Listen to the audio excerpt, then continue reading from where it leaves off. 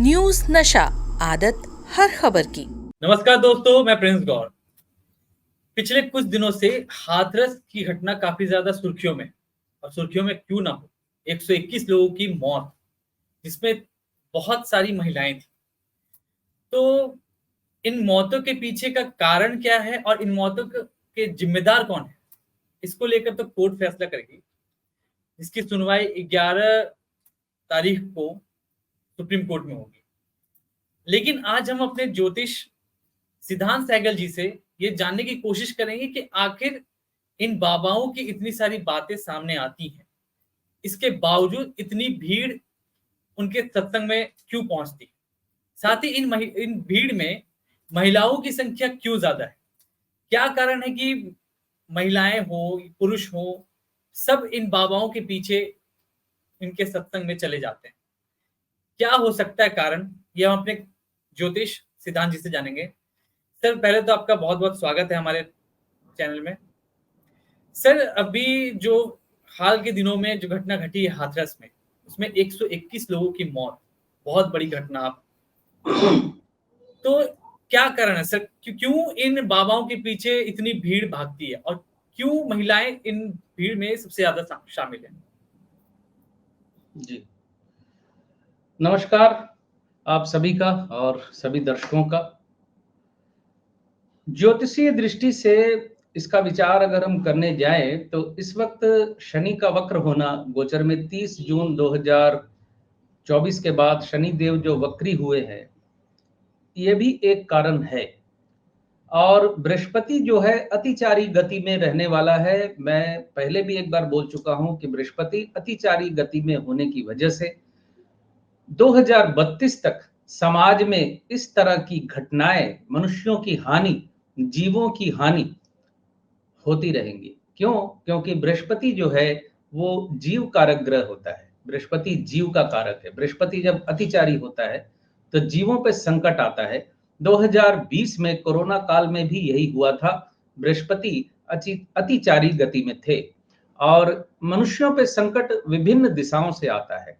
ये भी एक संकट की दिशा ही समझ लीजिए कि एक धर्मगुरु के पास लोग पहुंचे और वहां भगदड़ मच गई। यहाँ मैं समझता हूं समाज को रुक के यहाँ थोड़ा सोचने की जरूरत है।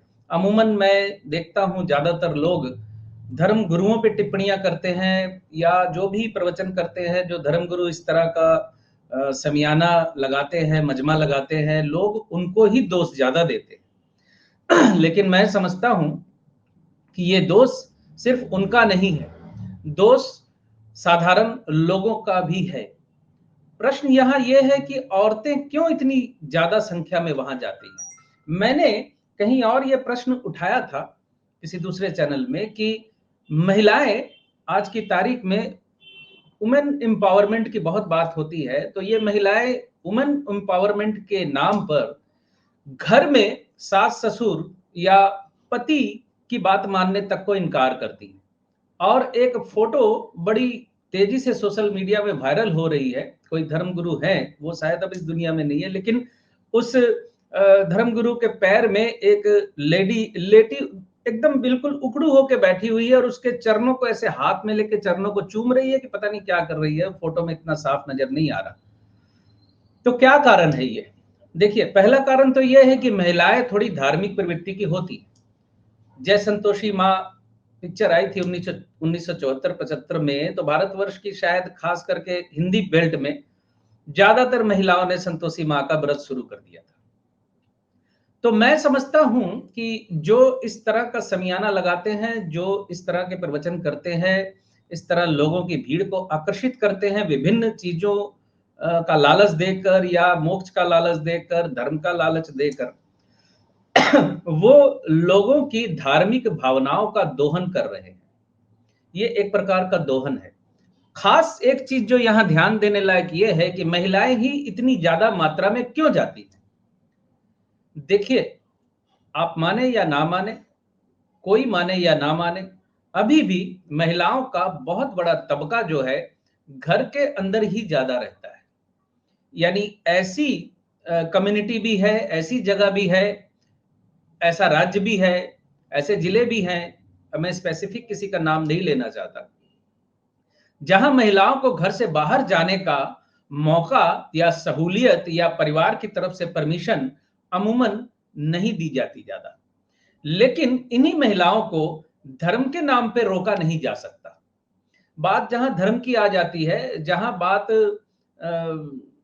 धार्मिक जो भी समझ लीजिए आस्था या श्रद्धा की आ जाती है, आस्था की बात जब आ जाती है, तो घर के पुरुष भी वहां रोक नहीं पाते उनको। उनके मन में भी कहीं डर होता है कि गुरुजी के पास नहीं जाएंगे या फलाने कीर्तन में नहीं जाएंगे तो परिवार का अशुभ हो जाएगा। तो महिलाओं के एक बहुत बड़े तबके का ऐसी भीड़ में जाने का एक ये सबसे बड़ा कारण है, जो कि सामाजिक कारण है। महिलाओं को मौका मिलता है घर से बाहर निकलने का, ये एक बहुत बड़ा इशू भी है, समझ लीजिए। और दूसरी बात यह है कि ये जो भी शो कॉल्ड बाबा जितने भी बाजार में आते हैं, इनमें ज्यादातर मैं देखता हूं, आप ध्यान से देखिएगा, क्योंकि गलतियां जब लोग ढूंढते हैं तो मूल मुद्दों को दरकिनार कर देते हैं। मूल मुद्दा यह है कि शास्त्र मत पे ये लोग कितने टिके हुए हैं। शास्त्र मत पे ज्यादातर नहीं है। जो शास्त्र मत पे टिका हुआ है, जो शास्त्र को मान रहा है, हमारे भारतवर्ष के चारों शंकराचार्य, आदरणीय पूजनीय शंकराचार्य जो हैं चारों, आपने इन लोगों को नहीं देखा होगा कि इस तरह का शमियाना लगा के इस तरह से लोगों को बुलाते हो या इनका दोहन करते हो या किसी भी प्रकार का जो भी समझ लीजिए। यहां तक तो कल ये सुनने में आया कि दूध में नहाते हैं गुरुजी, कोई भी सो कॉल्ड गुरुजी, मैं नाम किसी का नहीं लूंगा, गुरुजी दूध में नहाते हैं, उस दूध की खीर बनाकर भक्तों में बांटी जाती है। ये शास्त्र नहीं है, ये शास्त्र पथ से विचलित हुए धार्मिक हैं ये। और गलती ज्यादातर आम आदमी की भी है।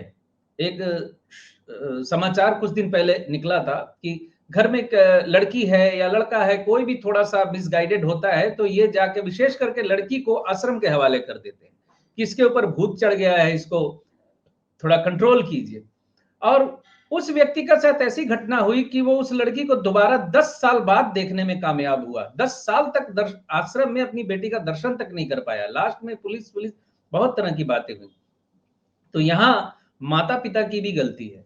माता पिता को भी समझना चाहिए, महिलाओं को भी एक बात समझनी चाहिए जो मैं यहाँ कहना चाहता हूँ, जो शास्त्र मत की बात है। किसी भी महिला का पति जब तक जिंदा होता है तब तक गुरु धारण करने का रूल या नियम शास्त्र में नहीं है। एक महिला गुरु धारण नहीं कर सकती जब तक उसका पति जिंदा है। इसके ज्योतिषी कारण भी है, क्योंकि बृहस्पति को पति का कारक माना जाता है ज्योतिष में। अब बृहस्पति ही गुरु है, बृहस्पति धर्म का कारक है, बृहस्पति मतलब 5-6 चीजों का कारक, धन का कारक है, धर्म का, वृद्धि का, संतान का, सभी चीजों का कारक बृहस्पति है। अब बृहस्पति पति का कारक भी होता है।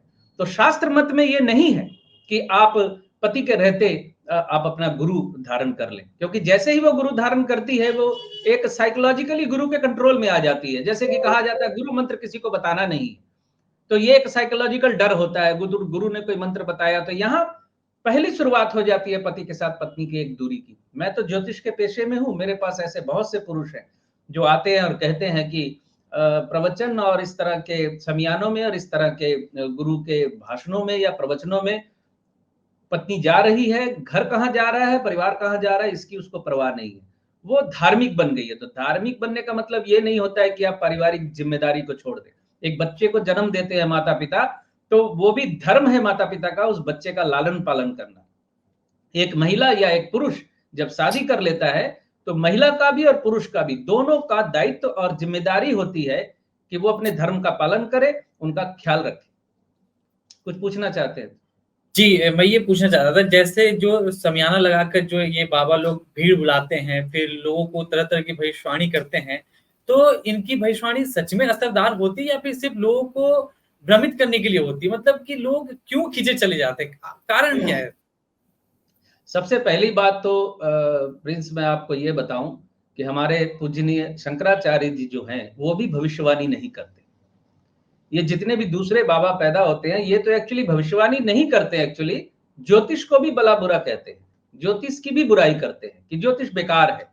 और अगर ये भविष्यवाणी करते भी हैं सो कॉल्ड, या इनके समर्थक इनके नाम पे भविष्यवाणी चला देते हैं जो, ये बेसिर पैर की बातें बोल देते हैं। आप देखिएगा ज्यादातर बहुत से बाबा किसी ना किसी राजनीतिक संरक्षण में होते हैं, तो वो अपने राजनीतिक संरक्षण के पेड करते हैं, रिटर्न गिफ्ट की तरह देते हैं। अगर राजनीतिक संरक्षण उनको मिला है तो उस पार्टी के पक्ष में हवा बनाने के तौर पे कुछ ऐसी बातें करते हैं जिससे कि लगता है कि मतलब ये होने वाला है। तो भविष्यवाणी मैं बड़ा साफ आपको कहूंगा, जो भी इस प्रकार के धर्म गुरु है उनका भविष्यवाणी से कोई लेना देना नहीं है, कोई ज्योतिषी की जानकारी उनको नहीं होती। मैं तो आपको कह रहा हूं, शंकराचार्य जी से बड़े धर्म गुरु तो कोई नहीं है। हिंदू धर्म के हिंदू सनातन धर्म के मूल 4 जो स्तंभ है, 4 शंकराचार्य जो सनातन धर्म की जो व्याख्या वो करते हैं, शास्त्र मत के अनुसार करते हैं, उनको आप कभी नहीं देखेंगे कि वो उटपटांग बातें करते किसी प्रकार की। शंकराचार्य जी को प्रिंस आपको मालूम होना चाहिए कि वो अपनी देह को छूने भी नहीं देते। आप शंकराचार्य जी के चरण स्पर्श नहीं कर सकते जाके, उनकी देह को छूने का भी समय है। और कहां ये ऐसी बात होती है, लोग कैसे स्वीकार करते हैं कि दूध से गुरुजी नहा रहे हैं, उस दूध की खीर बनाकर भक्तों में बांटी जा रही है। ये मैं समझता हूं शायद शिक्षा का अभाव है, या जन जागरण का अभाव है, या कुछ सामाजिक दार्शनिक सोशल समस्या है। इसको लोगों को खुद को समझना होगा। जी, बात तो सही है। आप उम्मीद करते हैं कि हमारे दर्शकों को ये प्रोग्राम पसंद आएगा और उन्हें उनमें जागरूकता फैलेगी इन बाबाओं को लेकर। बहुत बहुत धन्यवाद आपका, और आगे भी चर्चा चलती रहेगी हमारी। बहुत धन्यवाद। और आप हमसे जुड़े रहने के लिए सब्सक्राइब करें YouTube पर, फॉलो करें Twitter पर और लाइक करें Facebook पर। और ज्यादा जानकारी के लिए आपको टाइप करना होगा सिर्फ न्यूज़ नशा।